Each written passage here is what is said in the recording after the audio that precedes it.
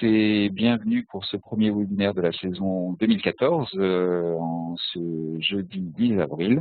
Le sujet du jour va être l'étude des étapes clés d'une compétition en simple dans le logiciel Hermès Club.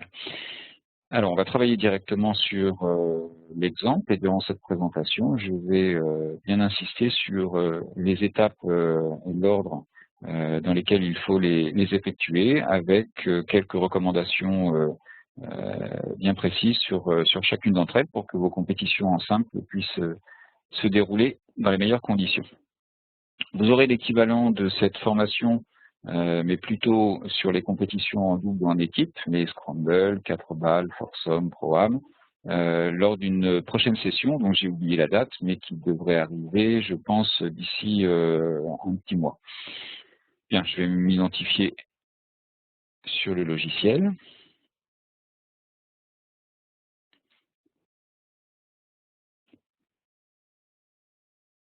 Voilà, un petit mot sur ce panneau d'information qui est le panneau qui apparaît à l'ouverture du programme et qui reprend les articles que nous rédigeons sur le blog Hermès Actualité, donc qui vous permettent d'être avertis directement. Soyez attentifs à cet écran. Vous voyez par exemple le 5 février dernier, on a eu une coupure des serveurs. Donc si jamais on a une coupure prolongée, c'est-à-dire au-delà de quelques minutes sur nos serveurs, on s'arrange pour vous passer un message qui sera distribué sur vos logiciels Hermès et vous êtes averti directement à l'ouverture de votre logiciel d'un éventuel problème. Voilà. Je vais fermer. Et donc on rentre dans le module compétition du logiciel. Aujourd'hui, je vais travailler sur une version du logiciel qui est très récente, puisque c'est une version que la société Albatros nous a fournie en toute fin de semaine dernière. Bon, j'ai eu l'occasion de la tester depuis, elle fonctionne très bien. Il y a juste un ou deux points qui sont légèrement différents par rapport à la version que vous avez en place dans les clubs, mais je vous les mettrai en avant. En tout cas, donc on est sur une version Hermès en tout point, pratiquement tout point conforme à celle que vous avez. J'utilise le fichier du club AS FF Golf. Et nous sommes sur la vraie base de production. Donc vous verrez, lorsque je ferai des démonstrations d'envoi, de publication des départs et de résultats, vous aurez le résultat sur les vrais environnements de la fédération. Alors, on va commencer la gestion de notre compétition en simple en cliquant ici sur le bouton Nouveau pour ajouter dans notre liste de compétition une nouvelle épreuve. Je vais appeler Coupe Morin, par exemple. Alors, je vais marquer à côté Test, comme nous sommes sur les vrais environnements de production, et je vais utiliser un parcours du golf national. Lorsque nous allons publier les départs, ce sera intéressant pour eux qu'ils sachent que c'est une compétition de test et qu'il ne s'agit pas d'une vraie compétition. Bien, dans cet écran-là, celui qui apparaît lorsqu'on crée nouveau, les informations sur lesquelles vous devez être très attentifs sont bien sûr le nombre de tours, la date du premier tour, on va mettre la date d'aujourd'hui. Le type de compétition, vous serez à 99% sur de la compétition club, c'est-à-dire la compétition à l'initiative du club sans contrainte particulière, à l'inverse des grands prix ou des compétitions fédérales. Donc en général, cette partie-là, vous n'avez que très rarement à y toucher. La date qui est associée à l'heure, non, l'heure qui est associée à la date du premier tour, c'est l'heure estimée du premier départ. Vous verrez tout à l'heure qu'elle peut être modifiée. Et si je mets 9 heures ici par défaut, lorsque j'irai préparer les départs tout à l'heure, le premier départ sera présenté à 9 heures, modifiable, mais il sera au moins calé sur une heure réaliste. Forme de jeu, je vais rester sur du simple. Ça compte pour la gestion des index. Je vais rester, alors j'ai le choix entre le stroke play, le Stableford et le contre-part sur ma compétition en simple. Je vais rester sur une compétition classique en Stableford. Le type de départ, un peu à l'image de l'information que je donnais sur lors du premier tour, le type de départ va indiquer au logiciel quel sera le paramétrage d'origine de la compétition, si vous savez déjà s'il s'agit d'un shotgun ou si on reste sur des départs classiques du 1. Là aussi, c'est modifiable par la suite. Une petite indication, lorsque vous gérez une compétition 9 trous, il s'agira de cocher cette case-là pour indiquer au logiciel que la compétition se passera sur une moitié de parcours ou sur 9 trous seulement. Et ce sera dans la partie départ que vous indiquerez si on joue l'aller ou le retour. Sur la partie basse, c'est une nouveauté. Vous aurez la possibilité de donner des informations qui apparaîtront sur le site web de la Fédé lorsque vous publierez celle-ci, lorsque vous annoncerez votre compétition. Donc, affichez la compétition sur le site web de la FF Golf. Si ça reste coché, on verra que l'organisateur, alors par défaut c'est le nom de votre club, mais vous pourrez mettre par exemple Société Promo Golf ou un autre partenaire, un email de contact, un numéro de téléphone à joindre, un commentaire, et ces informations très basiques seront affichées dans un calendrier des compétitions club. Et si vous souhaitez ouvrir ces compétitions à l'extérieur, les joueurs pourront prendre connaissance de votre compétition et vous joindre aux contacts qui seront indiqués ici. Alors par défaut, je laisse la compétition ouverte et visible et je vais cliquer sur Terminer. Donc le paramétrage de base de ma compétition est fait. J'ai indiqué le nombre de tours, la date, la formule. C'est essentiellement ce qu'il faut retenir sur cet écran. Donc là, on tombe maintenant sur la partie qui est ici, qui sont les paramètres détaillés. On va retrouver les informations que j'avais dans mon assistant de création. Très sincèrement, ici, il y a assez peu souvent d'informations à modifier. Toutes les informations qui sont affichées ici sont essentiellement utiles lorsqu'on utilise, associé au logiciel Hermès, des modules d'inscription en ligne ou de gestion, par exemple, de réservation sur des bornes tactiles ou ce genre d'interface. En usage classique de la compétition, c'est la partie en haut à droite, c'est celle qu'on a définie dans la création de notre épreuve. Alors un élément très important, si ce n'est un des plus importants dans la préparation de notre compétition, c'est le choix du terrain ici sur la gauche. Donc on descend d'un cran, après les paramètres détaillés, nous allons sur le choix du terrain. Il faut faire très attention à cette partie-là. Dans la partie choix du terrain, vous allez avoir le ou les terrains qui seront utilisés dans la compétition. Si je vais ici dans terrain tout court, j'ai accès à la liste des terrains qui sont stockés dans mon logiciel. J'en ai quelques-uns. Si je vais dans choix du terrain, j'ai la liste des terrains qui sont utilisés dans ma compétition. Donc, systématiquement, quand vous créez une épreuve, vous jetez un œil dans le choix du terrain. Si vous avez plusieurs terrains définis dans votre club, vous aurez peut-être un peu de ménage à faire pour ne garder dans cette partie-là que le terrain qui sera réellement utilisé dans la compétition. Alors, pour mon exemple, je ne vais pas rester sur le terrain de démonstration. Je vais charger, grâce à cette icône, un terrain réel. On va prendre le terrain de l'Aigle au Golf National. Je le sélectionne, je fais OK. Donc, vous voyez, le terrain de l'Aigle s'est ajouté dans ma liste de terrains disponibles pour la compète. On peut avoir plusieurs terrains dans une compétition. Il est tout à fait possible, par exemple, de dire ma première série va jouer sur le terrain l'Albatros et mes secondes et troisième séries vont jouer sur l'Aigle. Le logiciel sait gérer ce type d'épreuve, ce qui explique que vous pourriez avoir besoin de plusieurs terrains dans cette partie-là. Bien. Pour mon exemple, j'ai juste besoin du parcours de l'Aigle, donc je vais supprimer le terrain de démonstration. Voilà. Donc il me reste uniquement le terrain de l'Aigle. Quand je supprime un terrain dans la rubrique choix du terrain ici, cela ne le supprime pas complètement de mon logiciel. Si je retourne ici dans ma liste des terrains, vous voyez qu'ici j'ai toujours mon terrain de démonstration qui est visible. Il n'a pas été supprimé de mon logiciel. Donc n'ayez pas scrupule dans une compétition à dégager les terrains qui ne vous sont pas utiles et ne gardez que celui qui sera utilisé dans votre épreuve. Alors pourquoi ces précautions? Tout simplement par la suite, je vais descendre d'un cran, je vais aller voir maintenant l'étape suivante, la préparation des séries. Eh bien dans mes séries, ici dans les listes déroulantes, finalement mon paramétrage est déjà fait, comme je n'ai que le terrain de l'Aigle qui est présent dans la compétition, d'office, sur toutes mes séries, c'est le terrain l'Aigle qui est présenté. Je n'aurai pas à faire de modification pour passer du terrain de démonstration au terrain de l'Aigle.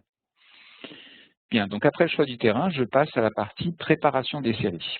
Alors les séries, pour ceux qui ne sont pas encore familiarisés avec la gestion des compétitions, c'est la constitution de groupes de joueurs homogènes en nombre et en niveau. Ça permet de placer les joueurs sur des repères de jeu qui leur correspondent, c'est-à-dire des repères qui sont jouables pour eux, et ça permet à l'organisateur également de préparer une remise de prix avec des groupes de joueurs homogènes en niveau, ce qui permet d'avoir un intérêt. C'est-à-dire que si on mettait tout le monde dans la même série, dans le même groupe, finalement, les joueurs qui sont moins bons que les autres auraient très peu de chances de gagner un prix. Alors que si on segmente les joueurs en groupes, en petits groupes, en série, et qu'on donne une récompense, on fait une dotation pour chacune de ces séries, que ce soit en brut ou en net, on multiplie les chances pour les joueurs de gagner un petit quelque chose, donc on augmente l'intérêt pour eux de participer aux compétitions. Alors ça veut dire qu'il faut évidemment avoir de quoi faire une dotation sur la compétition, sans quoi les séries vont uniquement servir à placer des joueurs sur des repères qui correspondent à leur niveau de jeu. Alors c'est ce qu'on va faire. On va placer nos joueurs sur des repères qui leur correspondent. Vous voyez, par défaut, j'ai des repères noirs pour tous les messieurs. Je suis ici dans la série messieurs. Je vais cliquer en haut sur le petit crayon pour indiquer au logiciel que je souhaite faire des modifications. Et vous voyez, donc maintenant j'ai la main sur cet écran-là. Je vais pouvoir sur la gauche définir mes bornes de série. Donc par défaut, j'ai un schéma qui est proposé qui est 11-4 pour la première série, jusqu'à 18-4 pour la seconde, jusqu'à 36 pour la troisième, et de 37 à 3 petits points qui signifient 37 jusqu'à la fin, c'est-à-dire jusqu'au non classé pour ma quatrième série. C'est modifiable. Si je veux aller par exemple jusqu'à 8-4 pour ma première série, je le modifie ici, 8,4. Et automatiquement, la deuxième série s'adapte, elle va maintenant de 8,5 à 18,4 et ainsi de suite. Le choix du terrain, vous aurez compris, c'est dans cette liste déroulante. Je n'ai que le parcours de l'aigle pour mon exemple. Et ici, le choix du repère de jeu. Donc, je vais mettre les repères blancs pour la première série, les jaunes pour la seconde et la troisième série. Je vais même mettre les bleus sur la dernière série, histoire de vous montrer qu'il est tout à fait possible de faire jouer des messieurs des bleus, voire des rouges, quand il s'agit des dernières séries. Il n'y a pas de souci derrière avec ça. Le système de calcul des coups reçus, c'est-à-dire les points qu'on rend aux joueurs, tient compte du fait qu'ils soient sur des repères très avancés. Pour les dames, n'oubliez pas de basculer, après avoir fait les séries pour les messieurs, de basculer dans la partie dames, pour constituer les séries des dames également. De la même façon, vous fixez les bornes. Vous voyez ici, je n'ai que 3 séries dames, ce qui montre bien qu'il n'est pas nécessaire d'avoir le même nombre de séries entre les messieurs et les dames. Vous adapterez votre nombre de séries, non seulement à votre dotation, comme je l'ai dit tout à l'heure, mais également à votre nombre de joueurs. Il ne sert strictement à rien d'avoir une série si derrière, dans cette série, vous n'avez aucun joueur, 1 ou 2 joueurs seulement. Votre podium sera déjà fait, ça n'aura pas d'intérêt pour les joueurs. Donc vous jouerez sur les limites pour chacune des séries pour les adapter à vos joueurs. C'est important de comprendre que la fédération ne donne pas de directives particulières sur les bornes des séries. Tous les clubs ne se ressemblent pas, les niveaux sont assez disparates, et pour certains clubs de haut niveau, disons, la première série pourrait s'arrêter à 4.4 par exemple, et dans d'autres clubs, la première série pourrait s'arrêter à 18. Ça ne pose aucun souci.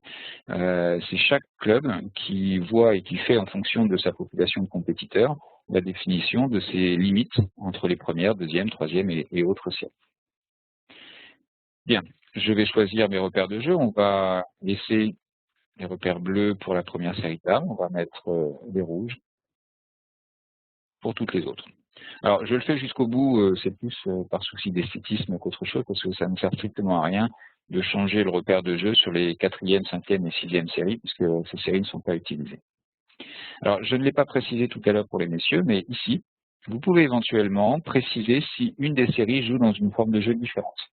On peut imaginer que la première série, messieurs et dames, joue en stroke play, et que les autres séries jouent en Stableford. Auquel cas, lorsqu'on sera dans les résultats, de toute façon, on fera un résultat séparé entre ces séries-là, puisque le mode de calcul n'est pas le même. Je vais rester pour mon exemple sur du Stableford. Avant de conclure sur les séries d'index, je vais vous montrer deux informations importantes dans la gestion d'une compétition. Il peut arriver que vous souhaitiez limiter le nombre de points attribués aux joueurs.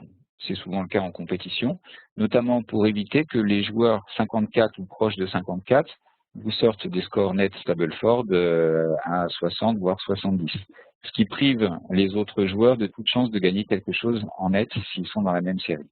Donc vous pouvez ici indiquer par exemple que le nombre de points maximum rendu au joueur sera de 36, pourquoi pas. Alors, si vous cochez ici index de jeu, il faut comprendre que ça va être l'index du joueur qui va être ramené à 36 pour le calcul de ses points. Si vous cochez ici handicap de jeu, le logiciel calculera directement une limite à 36, c'est-à-dire que quel que soit l'index, on ne touchera pas l'index du joueur, mais on ne lui attribuera que 36 coups reçus maximum. La nuance est importante. Si vous cochez ici index de jeu, ce sera une limite sur l'index du joueur, donc qui va de fait plafonner aussi ses coups reçus, mais le nombre de coups reçus pourra aller au-delà de 36. Par contre, si vous cochez ici handicap de jeu, le 36 qui est indiqué ici servira de plafond ferme pour le nombre de points attribués au joueur. Voilà. J'enregistre mes séries. Alors, la modification des séries est tout à fait possible, je dirais, en cours de route dans la compétition, mais elle n'est pas souhaitable, notamment à partir du moment où on commence à avoir publié les départs. Donc, les départs sont associés à des repères de jeu.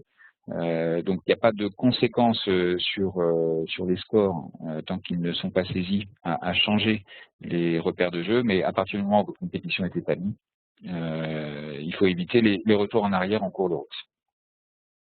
Alors, je ne vais pas évoquer ici les séries parages et les séries autres, sauf si dans la partie interactive tout à l'heure vous me posez la question.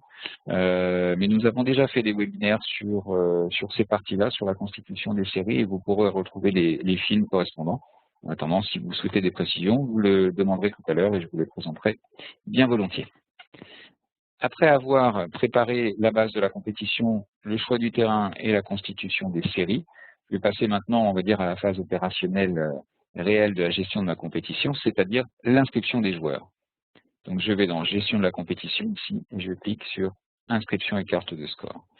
Je tombe pour l'instant sur un écran vide, ce qui est normal puisque pour l'instant je n'ai encore inscrit personne.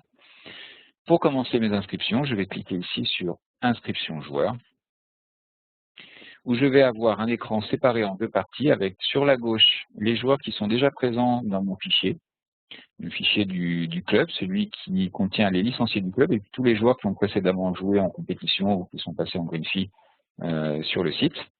Et à droite, ma liste de joueurs inscrits. Et l'inscription consiste à prendre un joueur de la gauche et le basculer vers la droite. Donc dans les faits, alors c'est vrai qu'on peut faire du glisser-déposer, du drag and drop comme ceci, mais dans les faits, l'inscription se passe rarement de cette manière-là.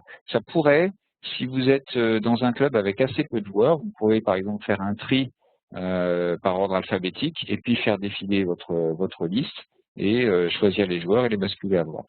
De façon plus pratique, vous allez très souvent plutôt faire une recherche sur le nom. Donc vous vous mettrez en bas à gauche, vous appellerez tout ou partie du nom du joueur, on va taper LEC, en priant pour qu'il y ait quelqu'un qui porte ce nom dans mon fichier, oui. Donc j'ai tapé LEC, j'appuie sur Entrée. J'appuie sur Entrée, je précise, je n'ai pas forcément besoin d'appuyer sur la loupe. Je vois beaucoup d'utilisateurs qui font une recherche par nom et se sentent obligés après d'aller cliquer, de reprendre la souris et d'aller cliquer sur la loupe et qui pestent après nous parce que c'est pas très pratique. Mais sachez que si vous appuyez sur Entrée, ça déclenche directement la recherche. Vous avez la liste des joueurs dont le nom correspond à votre recherche, et il vous suffit après de les basculer à droite. Je vais recommencer, on va prendre MA, je valide, j'ai un peu plus de joueurs, et vous allez voir, regardez ici mon curseur. Avec les flèches de direction, je peux descendre ou remonter ma ligne, et avec la touche plus, je bascule le joueur à droite. Ceci pour vous montrer que vous pouvez réaliser des inscriptions sans toucher à la souris. Je vais recommencer, on va taper LE Entrée. Je vais inscrire Monsieur Lecause, je descends sur son nom, j'appuie sur la touche plus. Et automatiquement, vous voyez, je repasse sur la zone de recherche. Donc si vous avez une liste sous les yeux, vous pouvez parcourir la liste, appeler le nom du joueur, descendre dessus avec les flèches haut ou flèches bas, et appuyer sur la touche plus pour basculer le joueur à droite. Voilà, ça, c'est l'inscription des joueurs qui sont déjà présents dans votre fichier. Donc c'est l'inscription finalement la plus simple. Maintenant, vous avez assez souvent, je le souhaite pour vous, à inscrire des joueurs extérieurs qui viennent jouer dans votre compétition. Donc, ce qui va se passer, vous allez chercher ce joueur. Alors, je vais taper Amadieu, par exemple, et je n'ai pas Monsieur Amadieu dans mon fichier. Donc, en validant, je ne trouve personne. Donc, je vais cliquer sur Ajout de joueurs extérieurs, ici. Automatiquement, je vais tomber sur un assistant qui sera déjà pré-rempli avec le nom et le prénom que vous aurez rempli ou le numéro de licence, puisqu'on peut faire une recherche directement sur le numéro de licence. Je vais compléter au mieux ce que je connais, on va prendre son prénom, Patrice, et je vais cliquer sur le petit coq bleu, ici, pour déclencher une recherche auprès de Fléole. Alors là, il se trouve qu'il y a un seul Patrice Amadieu dans notre fichier national, donc automatiquement, sa fiche est remplie. Je peux le sauver, j'enregistre, et mon joueur va être ajouté dans la partie droite de l'écran. Donc là, on est dans un cas relativement simple, puisque je n'ai qu'un seul joueur qui fait partie de mon fichier. Je vais donner un autre exemple sur un joueur qui sera dont le nom sera un petit peu plus connu. Qu'est-ce que je vais taper comme nom? On va prendre Dupuis, Paul. On va espérer qu'il y en ait plusieurs. Je clique sur mon petit coq. Ah ben, j'en ai qu'un. Bon, je vais l'enregistrer aussi. Je vais bien trouver un exemple quand même Dupont. Louis, il va quand même y en avoir plusieurs, non? Il a l'air de chercher. Non, maintenant, j'en ai qu'un seul également. Ah non, voilà, j'en ai plusieurs. Donc, quand j'ai plusieurs correspondances par rapport aux lettres que j'ai tapées pour le nom et le prénom, il va me sortir une liste de joueurs avec des indications sur le club d'origine, sur l'index, qui vont vous permettre d'identifier cette personne et de choisir le bon. Et donc, en l'occurrence, là, ce sera monsieur, par exemple, Louis Dupont, celui-ci. Et j'enregistre sa fiche. Une chose à noter, c'est qu'une fois que vous aurez inscrit un joueur dans votre fichier local, vous n'aurez plus jamais à refaire cette opération. Cette opération sera à faire une seule fois, une bonne fois pour toutes. Et le dernier cas que vous aurez à effectuer va être le cas du joueur qui n'est ni présent dans votre fichier local, ni présent sur Fléole, sur la base fédérale. Alors ça va être le cas par exemple des joueurs étrangers, ou alors d'un joueur qui n'est pas encore licencié. Ça peut arriver si par exemple vous organisez un scramble découverte, donc le joueur va être inscrit pour la première fois, il n'est pas encore référencé en tant que licencié. Donc voilà comment les choses vont se passer. Vous irez dans Ajout de joueurs extérieurs, et puis vous irez saisir sa fiche. On va prendre par exemple Jason Day. Alors, club de licence, on ne le connaît pas forcément, il n'est pas nécessaire de le renseigner. La licence en elle-même non plus. Le pays, on va mettre Australie. Voilà. Date de naissance, si vous ne la connaissez pas, vous ne la mettez pas. L'index. Alors ça, par contre, l'index, à partir du moment où vous tenez à jour vous tenez un classement net, je vous conseille de l'ajuster à la valeur que vous aurez réussi à connaître. Si c'est un joueur étranger, il est censé quand même vous présenter soit une carte de membre ou un justificatif de handicap, sans quoi vous pouvez décider de ne pas l'inclure dans la remise des prix en net. Alors là, Jason Day, il s'agit d'un pro, donc je vais noter pro. Ça me permet de vous montrer la notation lorsqu'on a affaire à un joueur pro. On met pro dans l'index de jeu. Et je sauve mon joueur. Voilà, et mon joueur est inscrit dans ma compétition. Je valide.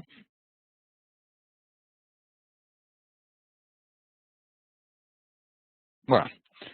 Et mes joueurs sont inscrits dans ma compétition. Ils sont sur un fond rouge car ma compétition compte pour le handicap et pour l'instant, je n'ai pas validé, je n'ai pas vérifié leur état de licence. Le seul joueur dont l'état de licence et de certificat médical est vérifié, c'est ce joueur-là, il est sur un fond blanc. Très probablement que j'ai dû faire un test dessus et déjà faire un contrôle d'inscrit sur ce joueur. Le contrôle d'inscrit, puisqu'on en parle, ça va être l'étape qui va suivre l'inscription et qui va permettre à l'organisateur de contrôler. Donc c'est le bouton qui est ici, contrôle les inscrits. Contrôler les informations sportives et d'état civil des joueurs. Vérifier leur index, vérifier si les noms sont bien orthographiés, la nationalité, le club d'origine, toutes ces informations qui vont vous permettre de bien préparer votre compétition. Donc le retour est assez rapide. Et vous avez, après cette vérification, sur fond blanc, les joueurs qui sont, je dirais, éligibles pour votre compétition. Donc leur licence est à jour et leur certif est enregistré. Les joueurs qui sont sur un fond rouge, eux, au contraire, sont bloqués, car ils ne sont pas éligibles. Et vous pourrez avoir l'information en allant ici sur Imprimer, pour vous sortir, alors non pas l'édition de la liste des inscrits, mais si je descends, je dois retrouver,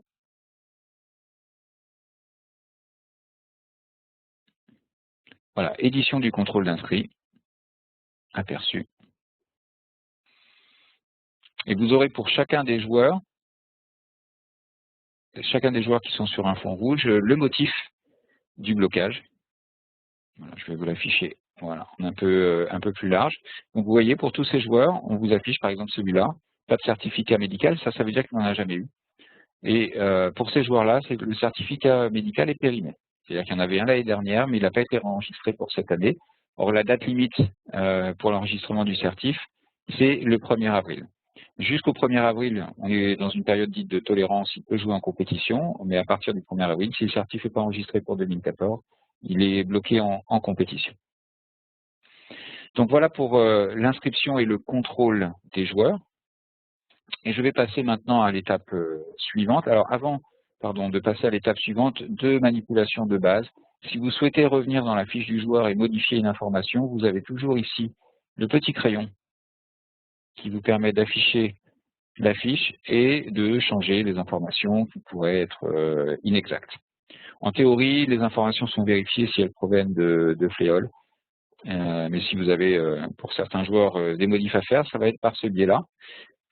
Et de la même façon, si vous souhaitez supprimer un joueur, le scratcher, c'est-à-dire le retirer de votre liste d'inscrits, vous cliquerez sur la petite corbeille, ici, et ça supprimera, donc on va prendre ce joueur-là, ça le supprimera de notre liste, sans conséquence. Donc il est toujours présent dans votre base locale, mais il ne fait plus partie de vos inscrits. Alors je passe à l'étape suivante, l'étape qui va arriver après l'inscription des joueurs, en admettant que celle-ci soit clôturée, ou presque, c'est la liste des départs. La liste des départs, je tombe sur un écran vide, puisque pour l'instant je n'ai encore rien préparé, et je vais cliquer ici, comme tout à l'heure, sur le petit crayon, pour commencer à préparer mes départs. J'ai sur ma gauche ma liste de joueurs inscrits, et sur ma droite, ma liste de départs disponibles. Vous vous souvenez, tout à l'heure, quand j'ai préparé la compétition, j'avais indiqué une heure de premier départ à 9 h, donc je retrouve cette indication-là. Si jamais je veux la changer, j'ai ici l'heure de début, je peux la passer à 8h30. 8h30. Et ici, je vais indiquer, voilà, les heures suivantes doivent-elles être toutes ajustées? Vous répondez oui. Et donc 8h30, 8h40, 50, 9h, 9h10. Pour placer mes joueurs dans les départs, le moyen le plus simple, c'est l'utilisation de la souris, où je vais pouvoir placer mes joueurs à l'unité. Alors c'est tout à fait valable sur de petites compétitions. Mais vous avez également la possibilité de placer vos joueurs par tirage automatique. Donc en effectuant un tri, par exemple, sur un critère sur l'écran de gauche, alors je vais cliquer sur la double flèche ici pour remettre mes joueurs, tous mes joueurs sur la gauche. Donc je libère mes feuilles de départ. Je vais faire ici un tri sur l'index. Un tri seulement sur cette colonne, vous voyez. Donc j'ai mes joueurs triés par index. Et je vais utiliser la double flèche ici pour placer mes joueurs dans la feuille de départ à droite en respectant l'ordre que j'aurais choisi. C'est ainsi qu'on fait un tirage dit automatique. Alors, chose intéressante à noter dans le logiciel, c'est que vous savez, quand vous organisez les départs, il y a toujours des souhaits particuliers, bien qu'on essaye de les éviter. Il y a parfois des situations qui font qu'on peut respecter le choix d'un joueur. Un joueur qui, par exemple, pour une raison X ou Y, vous dit il faut absolument que je parte en première partie, vous le mettez à la main dans la première partie. Vous pouvez placer comme ça quelques joueurs qui ont des souhaits particuliers. Et quand vous placerez par-dessus ces souhaits particuliers votre tirage automatique, les joueurs que vous aurez placés à la main ne seront pas bougés.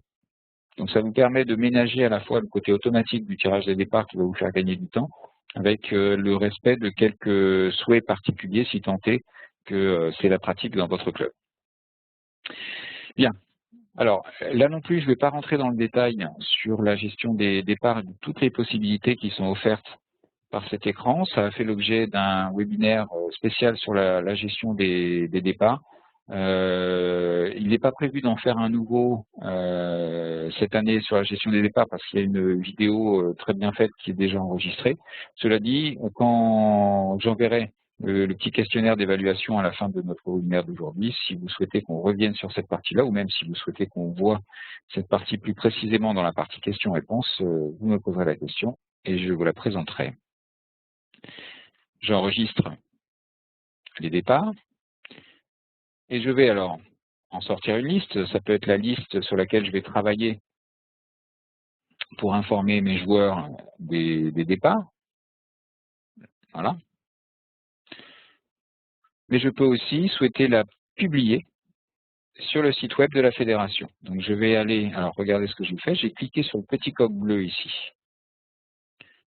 Et ensuite, dans l'écran qui apparaît, je vais sur liste des départs, je fais transfert.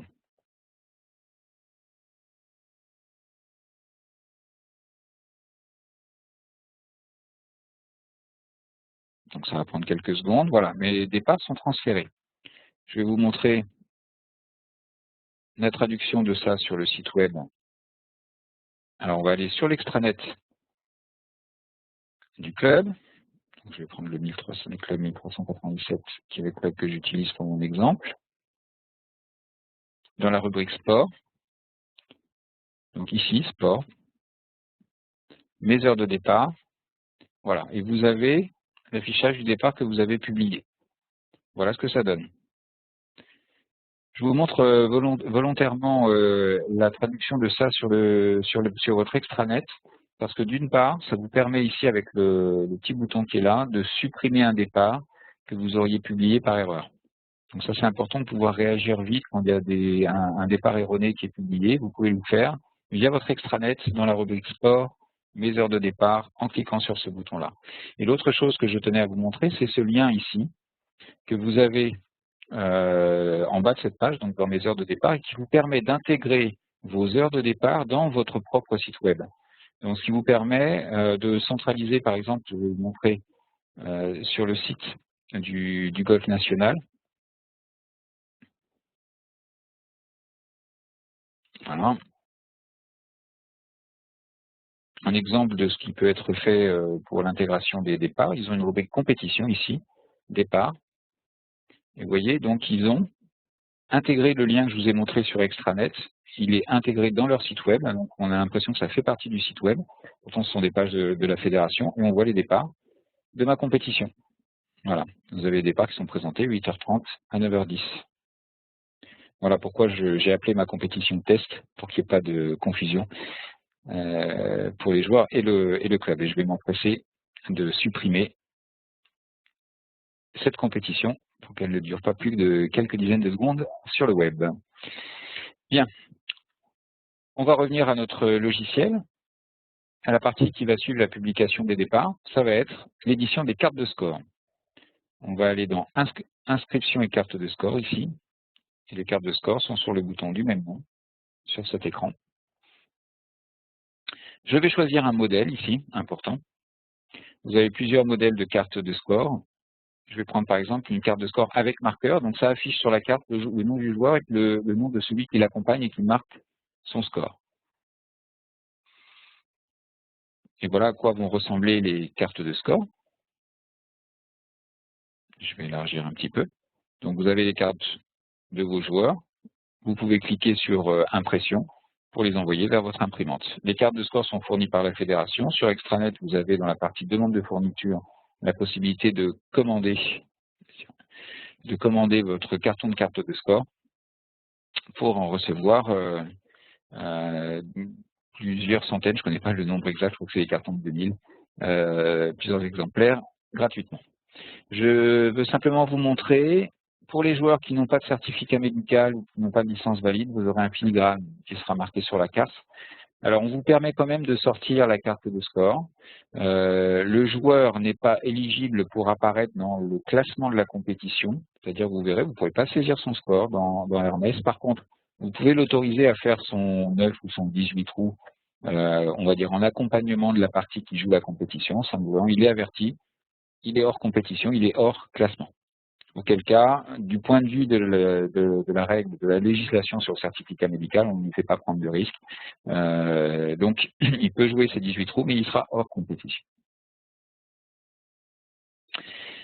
Bon, les cartes de score sont éditées. Maintenant, c'est la part du joueur. Il va sur le terrain, il va faire son score et il va finir par revenir avec un score à saisir. On va recommencer le travail et on va partir ici dans saisie des scores. Et la saisie des scores se fait sur cet écran-là. Je vais appuyer sur la touche F3. Ça va me permettre de voir la liste des joueurs de ma compétition. Je vais prendre le premier, Patrice, entrer, et je peux directement saisir son score. Voilà. Enregistrer les scores. Alors, j'en profite pour vous montrer cette petite fenêtre-là, elle peut être gênante si elle se met sur le score si vous ne voulez pas. Si vous voulez par contre le contrôler, donc vous pouvez la déplacer et sur les fois suivantes, elle garde sa place à l'endroit que vous aurez choisi. Voilà, et je passe au joueur suivant. Je saisis, je valide. Je peux faire F3, saisir un autre joueur, et ainsi de suite. Voilà. Donc la saisie des scores, elle est extrêmement simple. Je vais vous montrer ce qui se passe si on saisit un score d'un joueur qui n'a pas de certificat. Je crois que c'était le cas de celui-ci. Vous aurez un message, voilà, saisie de score interdit, joueur sans certificat en compétition officielle. Alors, ce que je peux ajouter sur la saisie des scores, on va prendre un autre joueur. La notation pour la balle relevée en Stableford, donc le joueur qui ne finit pas le trou, ce sera un 0. Vous mettez 0 et rien ne se passe sur le score, on passe automatiquement au trou suivant. Donc la balle relevée ne génère pas d'affichage sur la carte de score. Il n'y a pas de croix. Donc une carte avec des balles relevées va ressembler à ça. Voilà. Et on enregistre. Bien. Pour la carte de score, une dernière chose à montrer.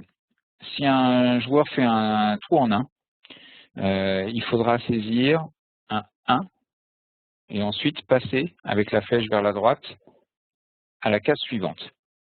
Alors pourquoi? Parce qu'il y a plus de chances de faire un 12 ou un 11 qu'un 1.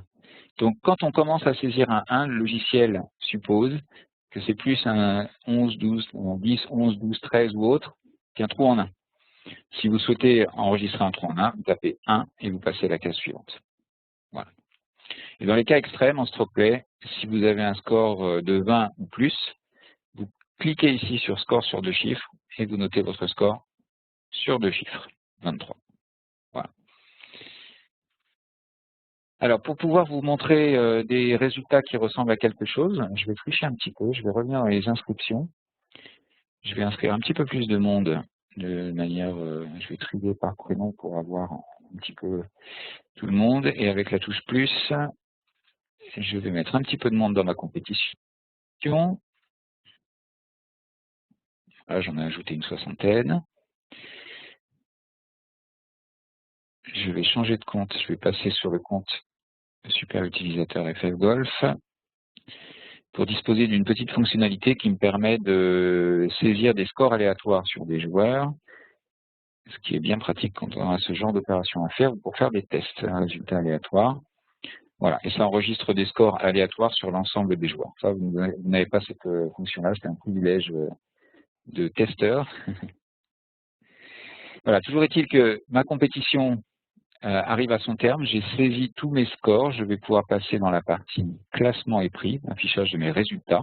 Vous voyez, mes résultats sont complets, donc j'ai un classement, et le classement est dynamique et correspond à ce que vous aurez choisi dans la partie basse, ici. Si je coche première série, je n'ai que mes joueurs de première série ici. Si je coche ici messieurs, j'aurai mon résultat de la première série messieurs. en brut ou en net. Donc vous voyez, donc avec ces parties-là, vous avez la possibilité de personnaliser le type de classement que vous souhaitez afficher. Une fois que c'est fait, vous allez dans la partie imprimer. Vous choisissez votre modèle. On va prendre le modèle le plus simple, le modèle résultat, et vous faites votre aperçu. Enfin, vous envoyez sur l'imprimante. Là, en l'occurrence, ce sera plus parlant pour nous si je fais un aperçu.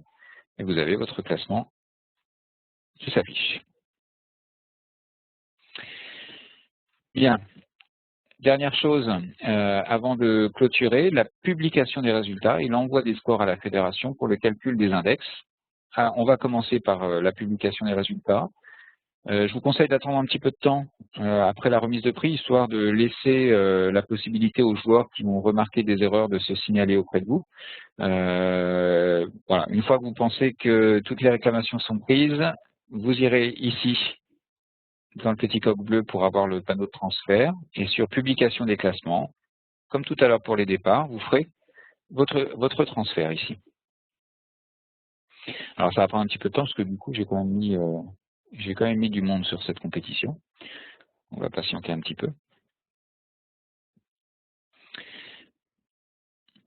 Ça va me permettre d'achever les dernières personnes qui ne s'étaient pas encore assoupies pendant le webinaire. On arrive au terme. Hein. Là, j'ai été un petit peu plus long que ce qui était prévu. On arrive presque à 40 minutes de présentation.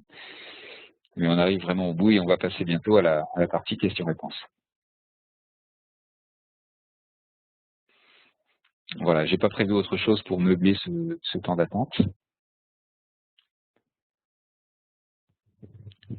Ça ne devrait pas tarder. Alors c'est la partie la plus longue parce qu'elle rassemble, voilà, c'est terminé, elle rassemble finalement l'envoi de toutes les parties qui précèdent la publication des classements. Et quand vous faites une publication de classement, sans le savoir, finalement ça renvoie la liste des joueurs, ça renvoie la définition de la compétition et toutes les informations associées pour être sûr d'avoir des données cohérentes. Alors, je vais aller sur Extranet. Je suis dans le même endroit que tout à l'heure, c'est-à-dire sur l'accès de la SFF Golf dans la rubrique sport, mais cette fois-ci, je vais aller dans mes résultats et je trouve ma compétition. Et comme tout à l'heure, je peux éventuellement la supprimer si je ne souhaite pas qu'elle soit visible sur Internet. Et comme tout à l'heure également, vous avez la possibilité de voir le lien qui va vous permettre d'intégrer ce résultat que je vous présente, ce résultat dans votre propre site web. Voilà, donc n'oubliez pas cette possibilité, parce que du coup, ça vous permet d'avoir en ligne les résultats de la compétition sans faire d'opération de téléchargement, c'est-à-dire de génération d'un fichier PDF que vous ensuite vous remontez sur votre site web par une interface d'administration. Voilà, donc les résultats sont publiés. Je vous montre la dernière partie qui est l'envoi des scores à la FF Golf. Donc je vais ici dans Envoi des scores à la FF Golf et je clique sur transfert. Alors ce que je ne ferai pas là, puisqu'on est vraiment sur l'environnement de production, donc je ne veux pas faire de bêtises et réellement faire évoluer l'index de ces joueurs-là sur une base de score aléatoire. Donc sinon, sachez que c'est en cliquant sur ce bouton-là, ça déclenche l'envoi et automatiquement, au terme de l'envoi, vous recevez dans la même communication les nouveaux index des joueurs que vous pouvez ensuite imprimer ici, retour d'index. Alors là, ça va être vide, mais ça génère une liste avec vos joueurs, leur ancien index, le nouvel index, l'indice de progression, et vous pourrez afficher ça sur le panneau d'affichage de votre club. Voilà, je pense avoir été complet sur cette partie-là. Donc je vais couper l'enregistrement et on va passer à la partie questions-réponses. Je vais regarder les questions que vous avez notées sur la messagerie instantanée et puis je vais prendre les questions que vous me poserez à la volée dans la partie interactive.